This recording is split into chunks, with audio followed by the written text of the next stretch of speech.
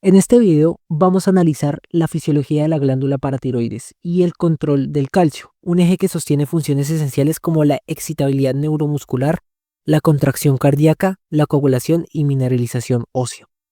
El calcio plasmático no fluctúa al azar, está regulado de forma extremadamente estricta por la hormona paratiroidea, la vitamina D activa y en menor medida la calcitonina.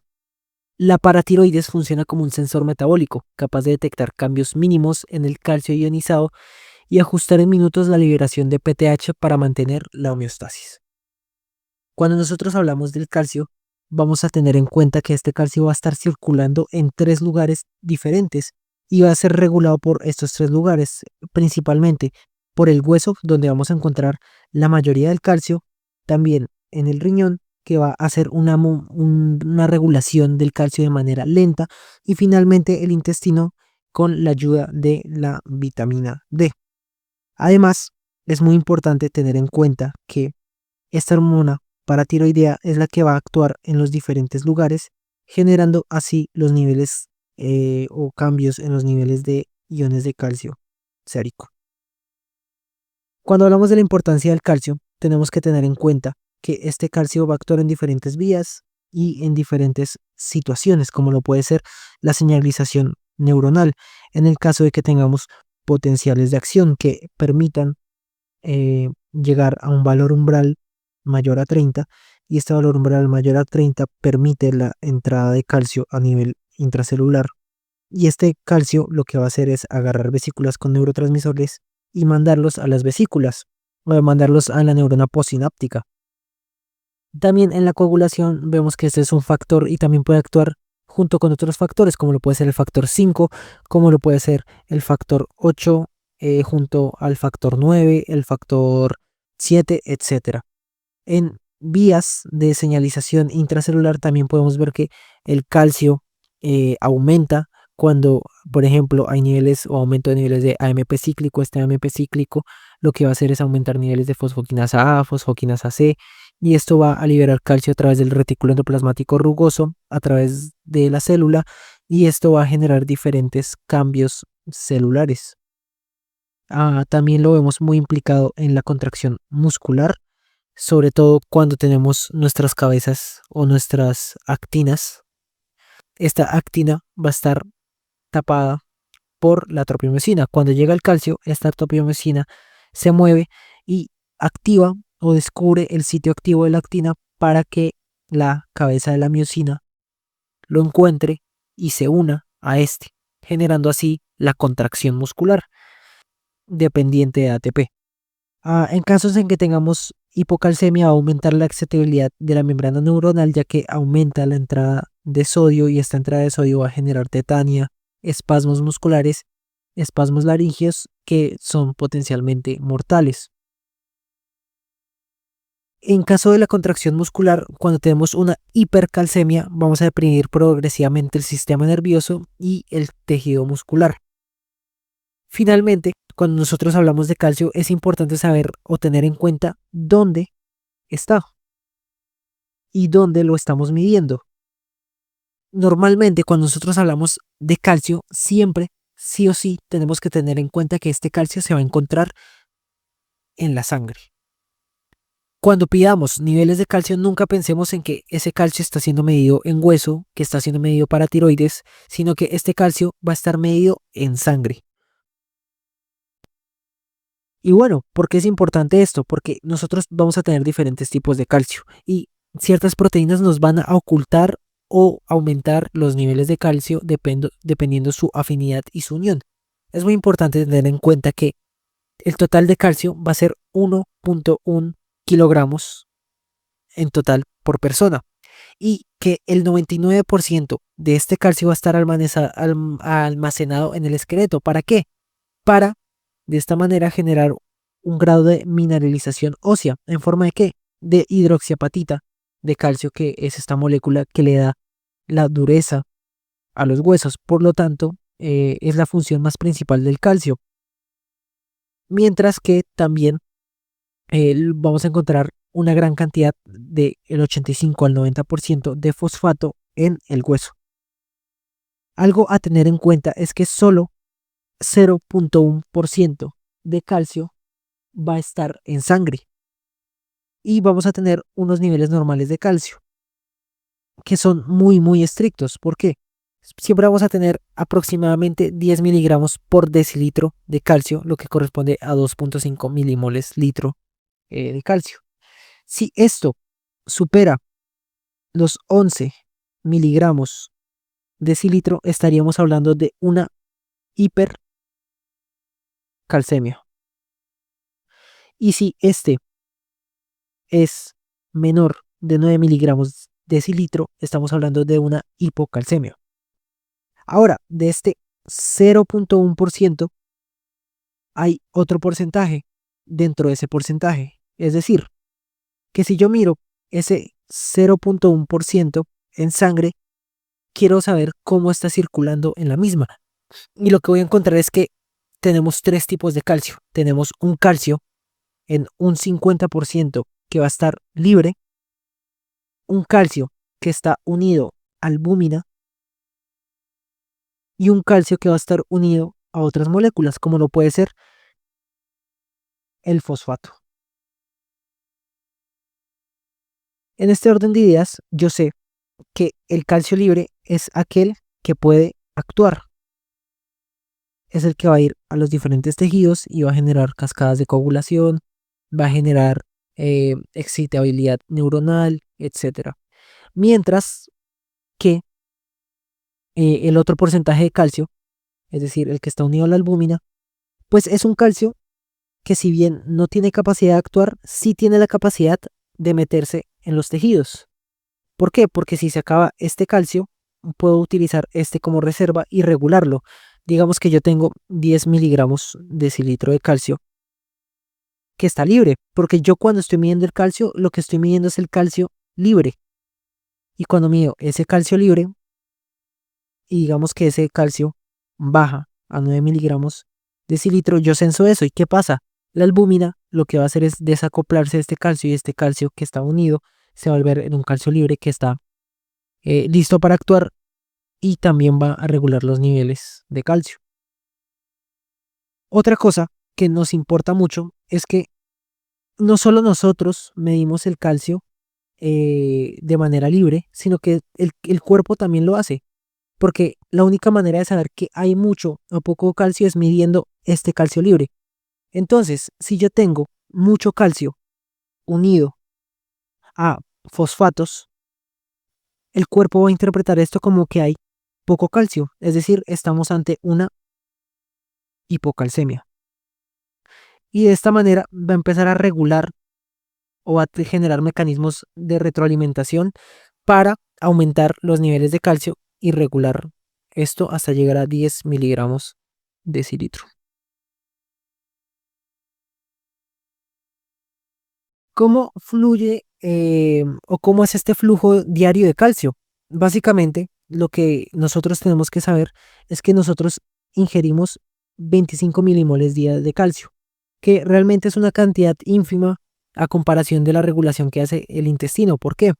Porque el intestino lo que hace es filtrar 250 milimoles día y de esas 250 va a reabsorber 247,5 milimoles. Si vemos acá, nosotros tenemos los diferentes flujos de calcio y sabemos que sus principales actores, como habíamos hablado antes, es intestino, hueso y riñón. En este orden de ideas, ¿cómo actúa el calcio en estas zonas y por qué actúa de esta manera? Sabemos que la PTH es la hormona de la paratiroides y esta hormona lo que va a hacer es tratar de sí o sí aumentar los niveles de calcio en sangre. Si yo aumento PTH, aumento calcio. ¿Y cómo lo va a hacer? Tiene dos maneras de hacerlo. Dos acciones directas y una acción indirecta. La primera acción directa va a corresponder a la que ocurre en el hueso. La PTH va a ir al hueso y va a permitir que éste se destruya para empezar a sacar calcio a la sangre y también fosfato. Ahora, en el riñón, ¿qué hace? Aquí vemos cómo la nefrona lo que permitimos es reabsorber calcio. Es decir, normalmente lo que pasaría es que llega el calcio por acá, pasa por el glomérulo, túbulo proximal, pasa por asa de Henle y llega al túbulo distal, túbulo contorneado y se va por orina. Pero cuando nosotros reabsorbemos calcio, lo que hacemos es en cualquiera de estos túbulos meter nuevamente calcio al cuerpo y esto lo hace el riñón. Como habíamos dicho, esto es una regulación lenta, mientras que la regulación del hueso es una regulación rápida. Además, a la par de que el riñón está metiendo calcio al cuerpo nuevamente y no botándolo por orina, lo que sí está botando por orina es fosfato. Y esto lo vamos a ver reflejado como fosfaturia, que es fosfato presente en orina. Además, es muy importante la función que cumple el riñón con la activación de la vitamina D, que más adelante vamos a hablar de esto. Y finalmente en el intestino vemos que hay una acción indirecta. ¿Por qué? Porque gracias a la activación de la vitamina D que se da en el riñón, llega a este y agarra el calcio que nosotros adquirimos por la alimentación y lo mete a las células para de esta manera aumentar los niveles de calcio sérico. Antes de ir a hablar de cómo se regula específicamente el calcio, tenemos que conocer cómo es la hormona paratiroides. Básicamente es una hormona o son glándulas pequeñas que se encuentran en la región posterior de la tiroides que miden 3 por 6 por 2 milímetros y van a estar ricamente vascularizadas. Si nosotros las vemos, las encontramos en los 4 polos de la tiroides, en sus alas.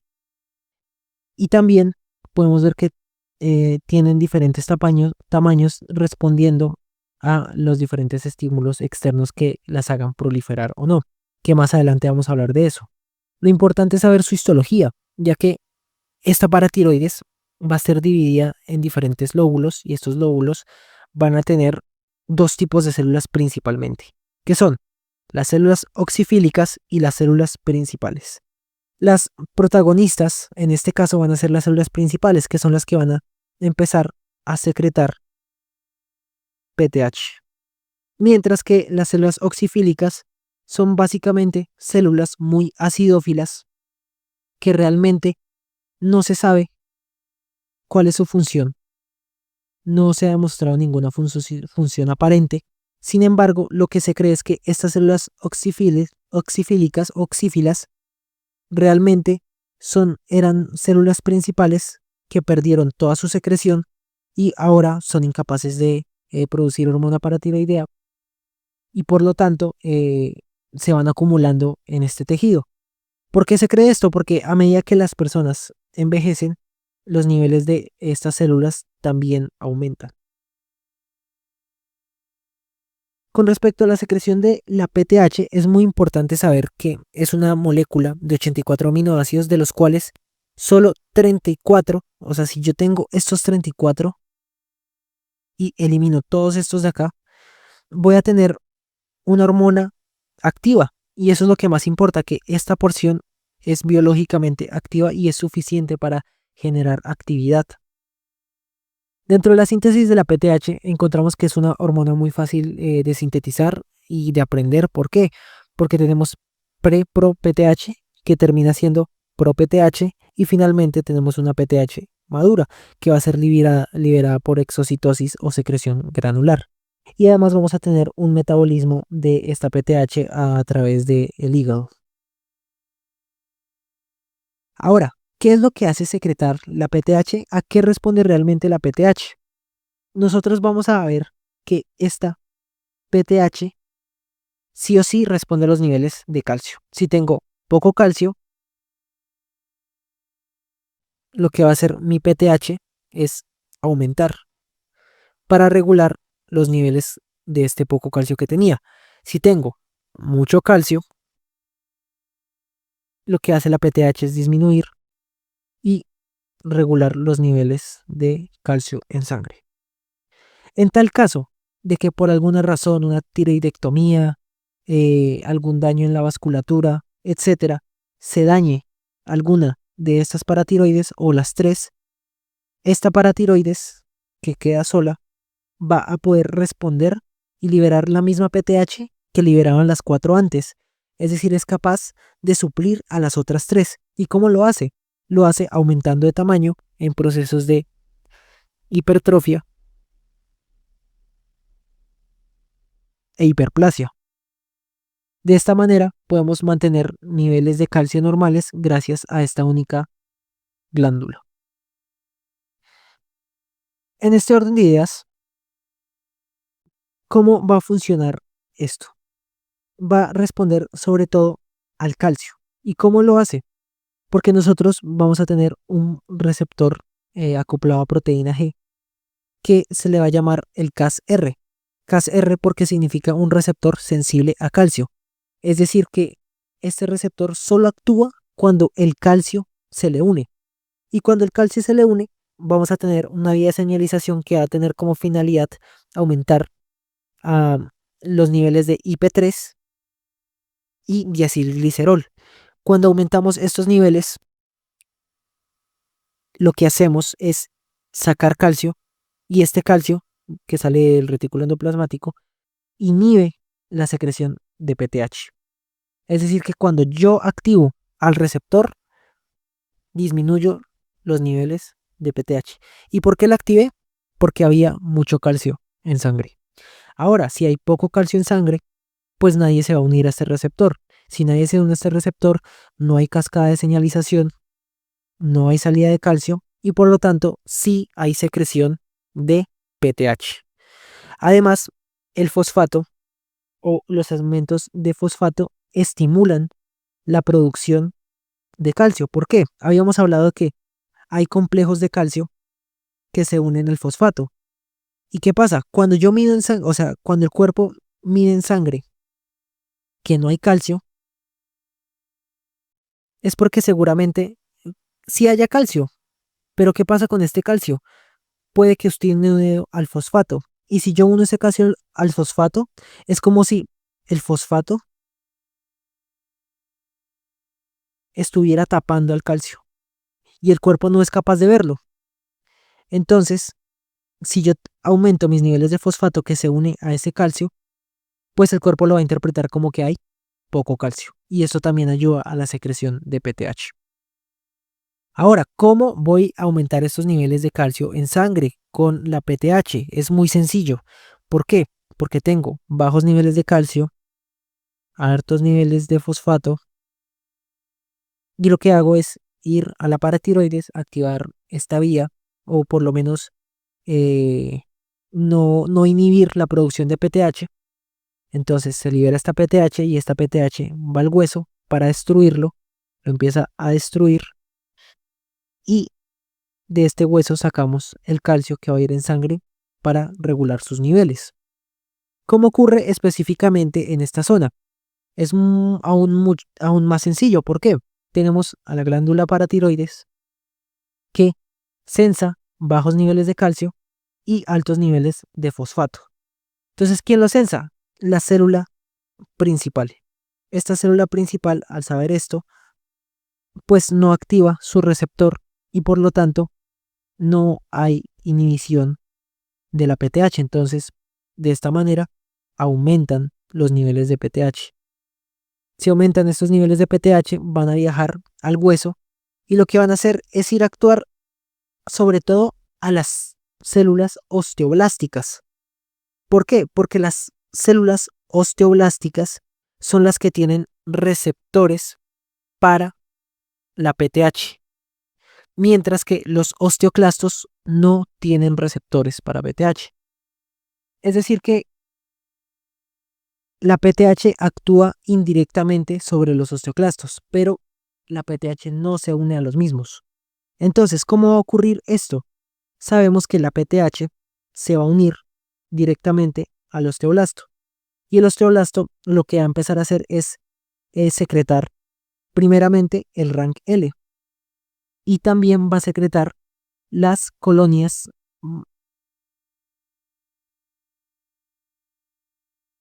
formadoras de monocitos. ¿Por qué de monocitos? Porque yo sé que quiero formar osteoclastos. ¿Y qué es un osteoclasto? Básicamente, un osteoclasto es un macrófago. Un macrófago, pero que está modificado. Entonces, ¿quién es el precursor del macrófago? Exactamente el monocito. Por lo tanto, yo secreto estas colonias maduradoras o formadoras de monocitos que son precursores de macrófagos y así hago que estos macrófagos maduren y se diferencien en osteoclastos. Otro que va a importar mucho es el rank L. ¿Por qué? Porque el rank L se va a unir a estos precursores, que son precursores de osteoclastos. ¿Por qué se le llama rank L? Porque rank es el receptor y L sería el ligando de ese receptor. Entonces, este ligando va y se une a este receptor rank y tenemos la interacción de aquí rank L con rank. Y de esta manera maduramos al osteoclasto. Este osteoclasto, como es un macrófago, pero modificado, va a empezar a fagocitar al hueso y a dañarlo. Cuando lo daña, empieza a sacar el calcio a la sangre y también empieza a sacar fosfato a la sangre. Esto es un resumen aún más detallado en el cual tenemos a la PTH que se va a unir al receptor en el osteoblasto. En el osteoblasto lo que va a ocurrir es que va a empezar a secretar RANK y las colonias maduradoras o formadoras de monocitos. Este RANK, como lo vemos acá, va a intentar unirse al precursor del osteoclasto. Entonces esta es la llave que se une al RANK y lo abre. Cuando lo abre puede ayudar a formar los osteoclastos. Además, el RANK y la PTH ayudan a disminuir los niveles de osteoprotegerina. ¿Qué hace la osteoprotegerina? Normalmente la osteoprotegerina lo que hace es inhibir a los osteoclastos o a la formación de osteoclastos. ¿Por qué se llama osteoprotegerina? Porque protege al hueso, haciendo que no dejando que los osteoclastos actúen. Si los osteoclastos no actúan, tengo mayor número de osteoblastos y tengo un menor número de osteoclastos que puedan destruir el hueso. Por lo tanto, es importante esta osteoprotegerina y que gracias a la PTH se disminuyen sus niveles, ya que no se protege el hueso. Y finalmente tenemos aquí a este osteoclasto maduro, que lo que va a hacer es, con la ayuda de diferentes catepsinas, va a empezar a romper el hueso y sacar calcio y sacar fosfato. Ahora, ¿cómo actúa la PTH en el riñón? Ya habíamos hablado que saca calcio, o bueno, que mete calcio al cuerpo y saca fosfato a la orina. Pero esto tiene sus diferentes receptores. Principalmente la reabsorción de calcio se da. Aquí nosotros estamos viendo a la nefrona, en la cual vemos túbulo proximal, túbulo contorneado distal, túbulo colector, etc. Y cuando nosotros estamos viendo esto de acá, es esto mismo acá. Entonces por acá va pasando el calcio, ¿cierto? Y esto tiene células en esta zona.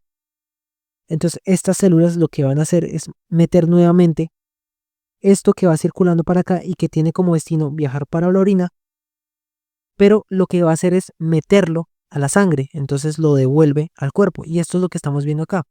Acá vamos al túbulo con calcio que se supone va a ir a la sangre si sigue por el túbulo, pero la célula tubular, cuando llega la PTH, permite que se expresen estos receptores o estos canales que son el TRPV5, que es propio del riñón. Entonces este ayuda a que el calcio entre adentro de la célula y gracias a este receptor o a esta proteína transportadora lateral llamada NCX1, el calcio va a poder ir a la sangre.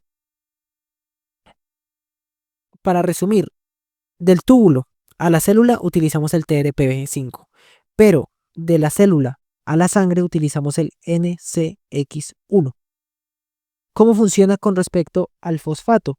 El fosfato lo que va a hacer es ir a la orina. Entonces yo lo que voy a hacer es coger este fosfato que está por acá y transportarlo.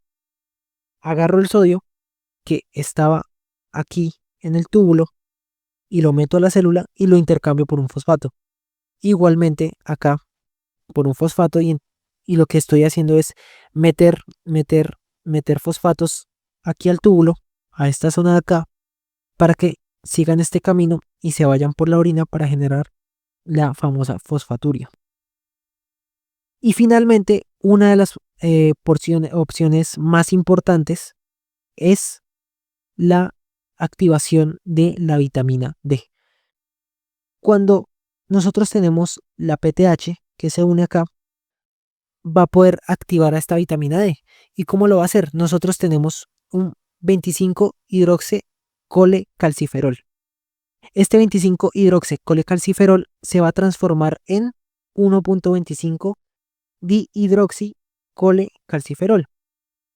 ¿Y lo va a hacer a través de quién? La 1-alfa hidroxilasa. Cuando la PTH llega, activa la 1-alfa hidroxilasa y esta 1-alfa hidroxilasa es capaz de convertir este 25 hidroxicolecalciferol en 1.25 dihidroxicolecalciferol. Continuando, vemos a la PTH en el intestino.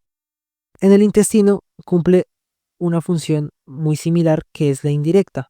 Porque yo para que forme este 1.25 dihidroxicolecalciferol o también conocido como calcitriol.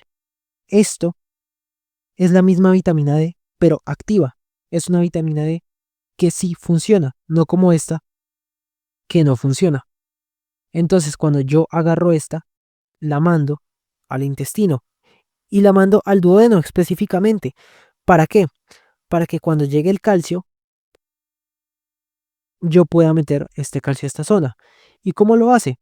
El calcitriol o la 1.25 dihidroxicolecalciferol se mete al núcleo de la célula intestinal y en esta célula intestinal lo que va a hacer es aumentar la producción de proteínas, entre ellas la producción de una que nosotros ya habíamos visto en el riñón, que es la TRPB, pero en este caso va a ser la 6, no la 5.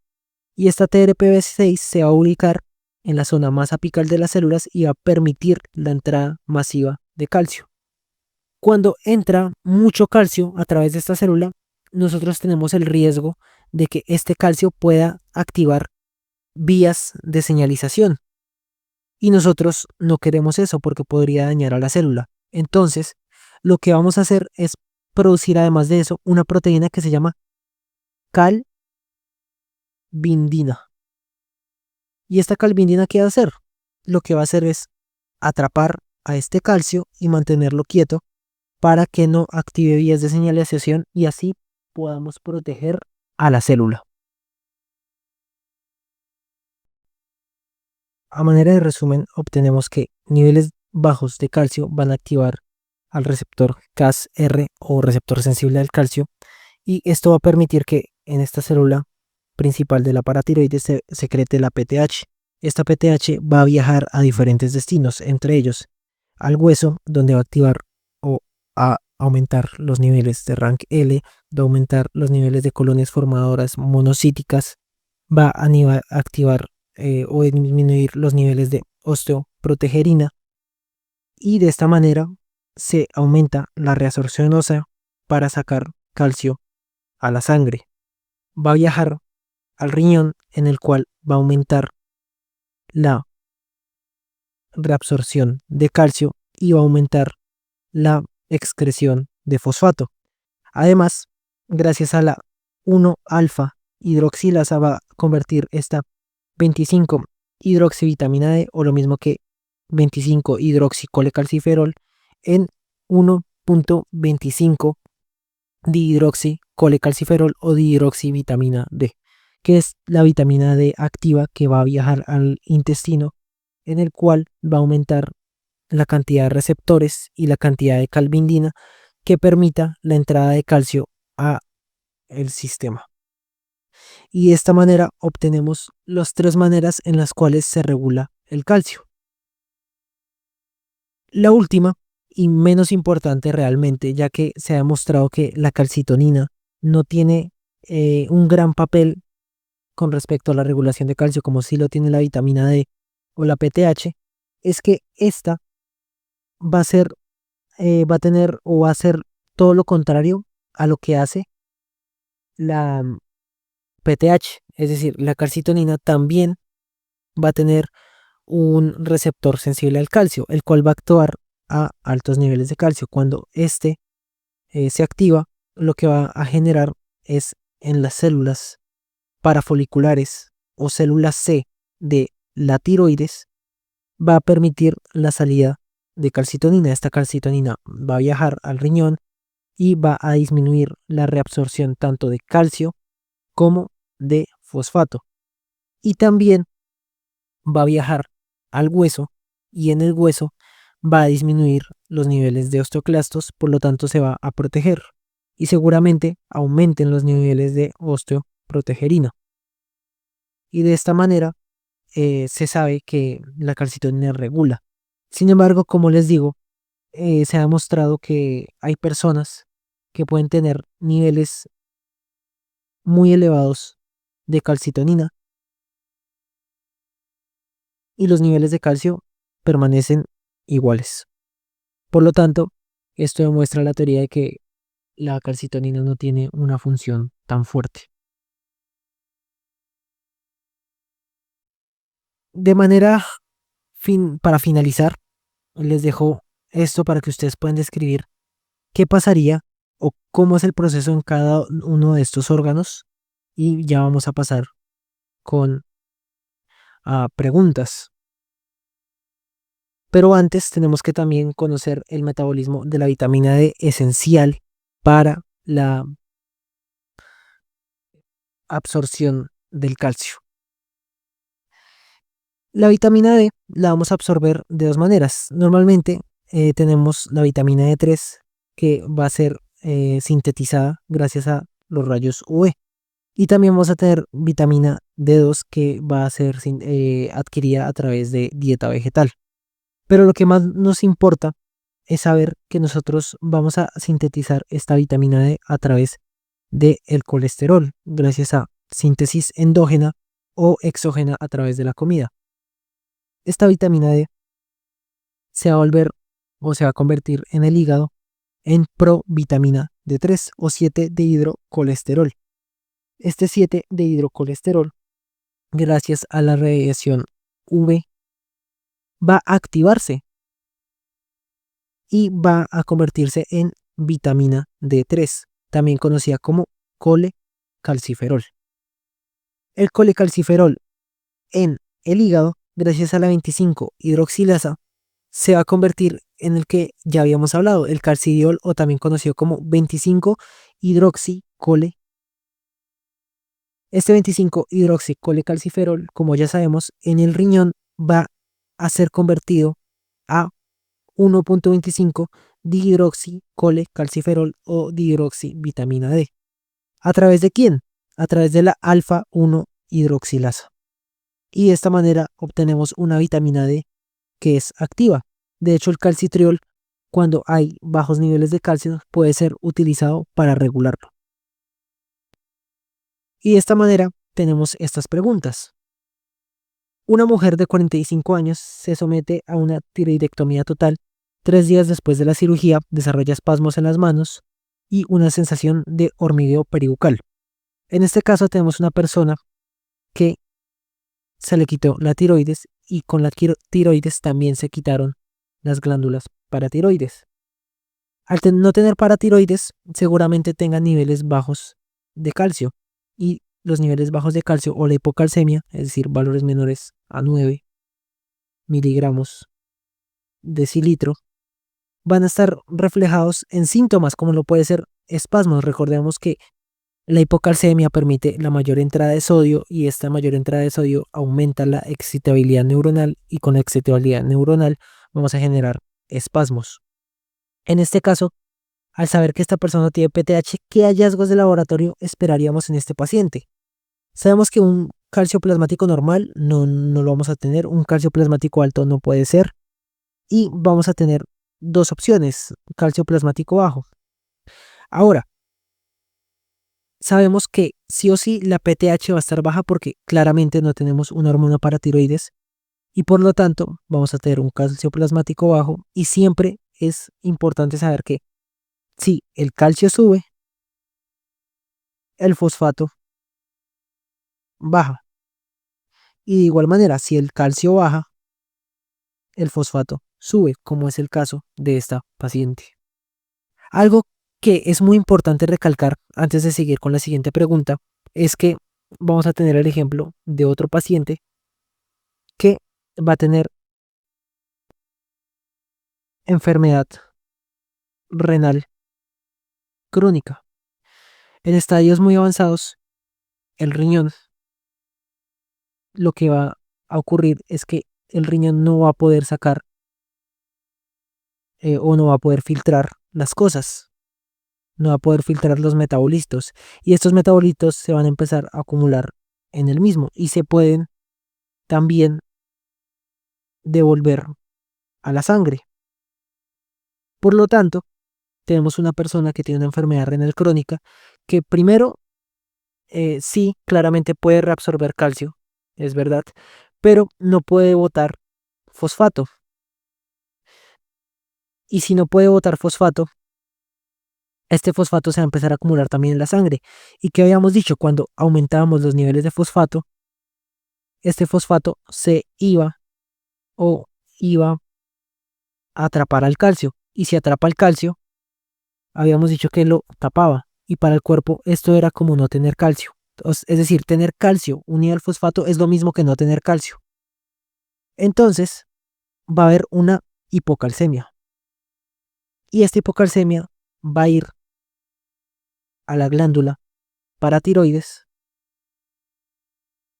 Y en esta glándula paratiroides le va a decir, hay poco calcio. Si hay poco calcio, aumenta los niveles de PTH. Y si aumenta los niveles de PTH, se va a ir al hueso.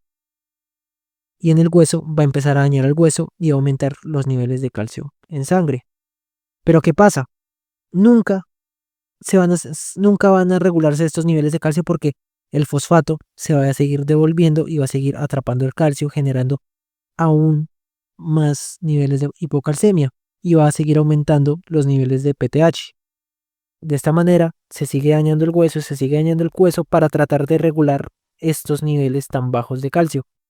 ¿Por qué? Porque el fosfato lo está tapando. Entonces, ¿qué va a pasar?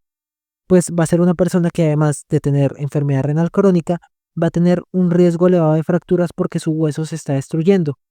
Y esto genera esta patología en esos pacientes. ¿Cómo se llama esta patología? Se le llama pseudo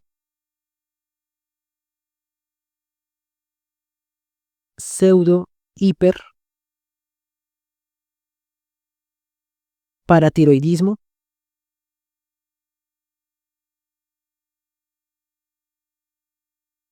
secundario. ¿Por qué secundario?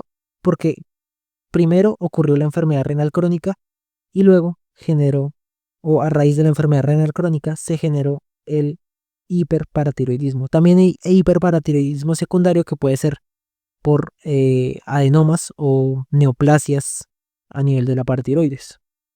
Pero es más común la enfermedad renal crónica. Sigamos. En el mecanismo de absorción del calcio en el enterocito, ¿cuál es la función de la calvindina? ¿Transportar activamente el calcio a través de la membrana apical? No, esto lo hace la TRPV6. Estimular la expresión génica de los canales de calcio apicales en respuesta a la vitamina D. Esto también igualmente lo hace la vitamina D, pero no lo calvindina. Actuar como un amortiguador intracelular del calcio evitando que altere las vías de señalización celular. Esto es verdad porque cuando entra el calcio al enterocito entra en gran cantidad o entra masivamente. Y si entra masivamente, pues puede activar vías de señalización. Lo que yo hago es con la calvinina unirme a este calcio y taparlo y no dejar que actúe, así protegiendo a la señalización celular. Por lo tanto, la respuesta sería potasio. Ahora, El proceso de activación de los osteoclastos para la resorción ósea es indirectamente estimulado por la PTH. ¿Cuál es el mecanismo celular clave que media esta acción? La PTH inhibe la producción de osteoprotegerina por los osteoclastos, eliminando un freno en la resorción. No. La PTH estimula a los osteoblastos para que expresen RANKL, que luego se une a su receptor RANK en células precursoras de osteoclastos. Esto es verdad, ya que sabemos que los osteoblastos son los que tienen receptores para PTH. Y esto hace que estos osteoblastos expresen RANKL, que son esenciales para la maduración de los osteoclastos. Entonces el RANKL se une a los precursores de los osteoclastos por su receptor RANK. Y de esta manera obtenemos osteoclastos maduros que pueden generar fagocitosis o reabsorción ósea. Ahora, por lo tanto, la respuesta sería la B. Ahora, una mujer posmenopáusica de 70 años sufre una fractura de cadera tras una caída leve. Se le diagnostica osteoporosis. ¿Cuál es el principal factor hormonal responsable de la pérdida ósea acelerada después de la menopausia? Es muy importante saber que la deficiencia de estrógenos o los estrógenos ayudan a proteger el hueso. ¿Por qué? Porque disminuyen los niveles de RANKL. En la menopausia sabemos que hay una disminución de niveles de estrógenos. Por lo tanto, si hay menores niveles de estrógenos, no pueden inhibir a RANKL y los niveles de RANKL aumentan, así generando mayor resorción ósea y mayor daño al hueso. Por lo tanto, a estas personas sí es necesario estar monitorizando sus huesos por el riesgo tan elevado de osteoporosis. Un paciente está hiperventilando debido a un ataque de pánico, lo que provoca una alcalosis respiratoria. A pesar de tener niveles normales de calcio total, comienza a experimentar signos de tétanos hipocalcémico. ¿Cuál es la explicación fisiológica para este fenómeno? En este caso, no se tiene que saber nada de gases arteriales ni de alcalosis para poder responder esta pregunta, sino con la simple teoría podemos resolverla. Y es que el aumento del pH plasmático incrementa la unión de calcio a la albúmina. Este es el factor diferencial de la respuesta, que yo sé que si el calcio se une a la albúmina o cualquier otra cosa, es como si yo no tuviera calcio. Y por lo tanto, es como decir que tuviera una hipocalcemia. Y esto genera un tétanos hipocalcémico. Ahora, ¿por qué esto ocurre? Porque nosotros, si yo tengo una persona que está hiperventilando, es porque tengo los dos componentes del aire, que son el oxígeno y el CO2, ¿cierto? Yo boto mucho CO2. Hiperventilar es decir, yo estoy metiendo mucho aire y también estoy sacando mucho aire. Entonces, si saco mucho aire, saco mucho CO2. ¿Y el CO2 qué hace normalmente la sangre? Si el CO2 está dentro del cuerpo, lo que hace es aumentar los niveles de acidez. Es decir, lo mismo que disminuir el pH. Pero si yo tengo un CO2 bajo porque esta persona está botando por un ataque de pánico, lo que hace con el nivel de acidez es disminuir. Ácido disminuye y es decir que el pH aumenta, es decir, alcalinicé. Cuando yo alcalinizo, pues aumento el pH, que es lo que dice en esta respuesta. Pero además de eso, algo muy importante ocurre y es que la albúmina tiene sitios de unión. Y estos sitios de unión son ocupados por el CO2. Si yo empiezo a botar CO2 por esta zona, lo que va a estar ocurriendo es que estos sitios de unión se quedan libres. ¿Y quién va a aprovechar a unirse a estas zonas? Pues claramente el calcio. Y de esta manera el calcio va a disminuir, no porque no haya calcio en sangre, sino por el hecho de que está unido a la albúmina. Y esta sería la respuesta A. Ahora, un paciente es diagnosticado con raquitismo tipo 1 resistente a la vitamina D, causado por una mutación en el gen 1-alfa hidroxilasa renal. ¿Qué tratamiento sería el más efectivo para esta paciente? altas dosis de colecalciferol, podría ser, suplementos de calcio y fosfato únicamente, también podría ser, cualquiera de estas podría ser realmente, ¿verdad? Pero nosotros siempre tenemos en que si esta persona tiene una deficiencia de 1-alfa hidroxilasa renal, es decir, que no puede convertir el 25 hidroxicolecalciferol, ¿cierto? No lo puede convertir en qué? En 1.25 dihidroxicolecalciferol. Entonces, si yo le doy formas más inmaduras, como lo es el colecalciferol, pues va a llegar hasta acá, porque la 1-alfa hidroxilasa renal no va a permitir este paso. Entonces se va a empezar a acumular un montón de precursores que no son tan activos. Y eso va a generar un mayor, o pues no va a permitir que el calcio entre por el intestino. Por lo tanto, ¿qué tengo que hacer? Darle la molécula que no está produciendo. ¿Por qué? Porque no hay hidroxilasa renal. Si no hay hidroxilasa renal, no hay hidroxicolecalciferol. Entonces se lo doy y me salto este paso. Y de esta manera corrijo eh, la entrada de calcio a través del intestino. Y con eso terminamos esta clase de paratiroides. Así que muchas gracias, espero que les sirva y gracias por su tiempo.